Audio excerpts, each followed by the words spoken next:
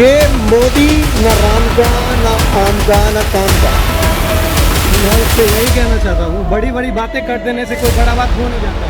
2009 में parliamentary committee ने एक बिल रखा था लैंड एक्विजिशन के ऊपर, वक्फ बोर्ड के पास जो इतनी जमीन है उस पर संजय सिंह का बयान क्यों नहीं आ रहा है? क्योंकि वोट नहीं मिलेगा कि गलती से मैं इस इवेंट में आ गया क्योंकि आप और मेरा लेवल सेम नहीं है। सेम नहीं है? कितनी बात कह पाएंगे आप? बिल्कुल कह देंगे, क्या डर रहा है किसी का? दिल्ली में दो सरकारें चलती हैं, एक केंद्र सरकार चलती है और एक दिल्ली की सरकार चलती है। आप ये बताइए कि वर्तमान स्थिति में इस समय भारत सरकार की सबसे बड़ी उपलब्धि आपको क्या लगती है? मेरा सवाल आपसे ये है, आम आदमी पार्टी के नेता संजय सिंह का बयान आया है प्रेस कॉन्फ्रेंस के द्वारा कि मोदी न राम का न आम का न काम का, केवल अडानी ग्रुप का। और अभी रिसेंटली ही बात ये आई है कि 13,000 करोड़ रुपए की ज़मीन मोदी सरकार ने अडानी ग्रुप को दे दी है अयोध्या में, जो मिलिट्री की ज़मीन थी। और उससे पहले भी ये बातें आती रही हैं कि पहले रेल दे दी, सेल दे दी, एयरपोर्ट्स दे दिए और अब 13,000। तो आप इस पर क्या कहना चाहेंगे? मैं इस पे यही कहना चाहता हूँ, बड़ी बड़ी बातें कर देने से कोई बड़ा बात हो नहीं जाता है। खासकर संजय सिंह ने जो ये बयान दिए हैं, आप अडानी को दे दिए, अंबानी को दे दिए, कब तक हमारे देश के लोग इस तरह का बयान देते रहेंगे? सच्चाई यही है कि किसी भी देश का डेवलपमेंट में बिजनेस का एक अहम रोल होता है। कहने का मतलब अडानी को अंबानी को ना दे तो क्या फॉरेनर वगैरह विदेशी बिजनेसमैन को दे दे? कहने का मतलब ये संजय सिंह का बयान मुझे बहुत ही अटपटा लगा है, कहने का मतलब। और रहा बात मोदी का, न राम का न काम का, वो तो पूरी दुनिया जानता है। हमारे देश में 140 करोड़ पॉपुलेशन है, वहाँ पे 100 करोड़ जिसकी आबादी है, उसकी मानसिकता को अगर दबाया जाए, राम का न काम का, ये कैसी बात हुई? सालों साल पहले भी तो राम थे। अयोध्या में राम का हिस्ट्री तो बहुत पुराना था, पर कांग्रेस ने किसी तरह का इस पे कोई पहल नहीं किया। आम आदमी पार्टी की बात छोड़िए, उसे अयोध्या से कोई लेना देना खास है नहीं। तो मोदी के विषय में हम क्या बोले? पहला बात हम बोले थे, बड़ा बात करने से कोई बड़ा बात हो नहीं जाता है। और आज चूंकि हर एक देश के हर एक लोग एजुकेटेड हैं, तो किसी को आप कुछ बोल के बहला नहीं सकते। सब जानते हैं कि मोदी राम के भी है और काम के भी है और एनीवे सब कुछ के है। इनका कहना है कि मोदी राम के भी हैं, मोदी आम के भी हैं और मोदी काम के भी हैं। तो ये इस बात का पूरी तरह से खंडन करते हैं। जी, सवाल आपकी तरफ वही आ रहा है कि संजय सिंह के इस बयान पर आपकी क्या प्रतिक्रिया है? देखिए, 2009 में किसकी गवर्नमेंट थी, आप बताइए मुझे।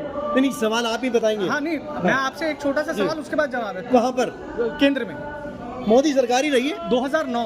हाँ, मोदी सरकार 2014 से आई है। हाँ, 2009 में किसकी सरकार थी? कांग्रेस की सरकार थी। हाँ, 2009 में पार्लियामेंट्री कमेटी ने एक बिल रखा था लैंड एक्विजिशन के ऊपर। जी, संसदीय समिति ने है। हिंदुस्तान में सबसे ज्यादा लैंड किसके पास है? रेलवे के पास, रेलवे के पास, और दूसरे नंबर वक्फ बोर्ड पर आर्मी। तो वक्फ बोर्ड पे जो इतनी लैंड गई है, उसके ऊपर संजय सिंह क्यों नहीं बयान देते?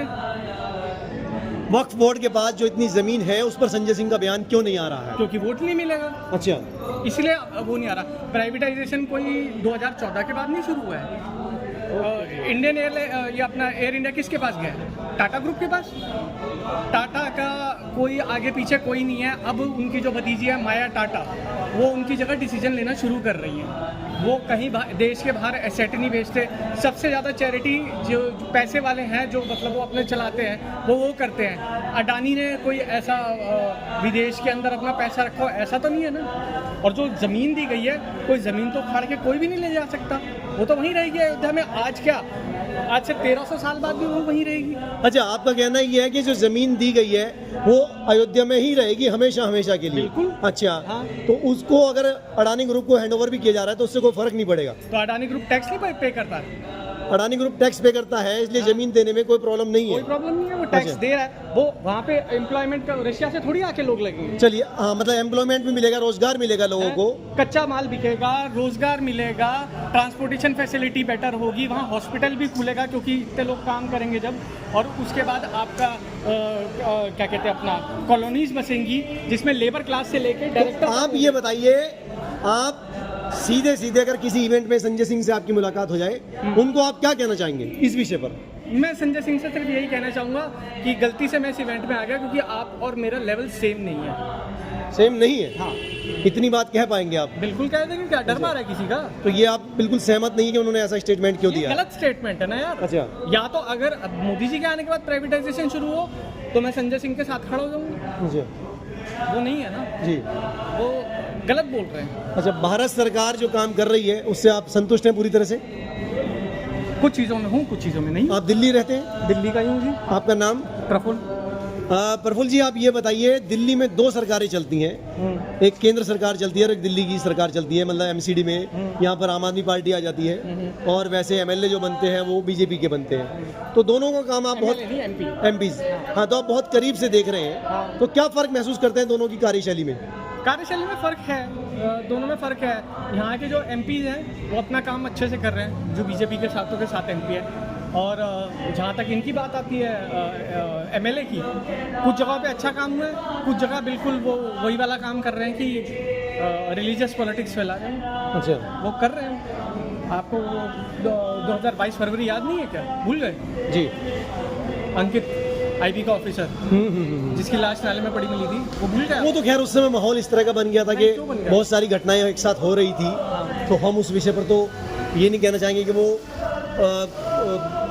बहुत सारे मुद्दे एक साथ जब जुड़ते हैं तो ऐसी बात बन जाती है। देश में उस समय हालात बहुत ख़राब थे। आप ये बताइए कि वर्तमान स्थिति में इस समय भारत सरकार की सबसे बड़ी उपलब्धि आपको क्या लगती है? भारत सरकार की सबसे बड़ी उपलब्धि ये लगती है कि हमारा इंटरनेशनल जो वो है क्या कहते हैं रुतबा, वो बहुत बड़ा है, बहुत ज़्यादा बड़ा है।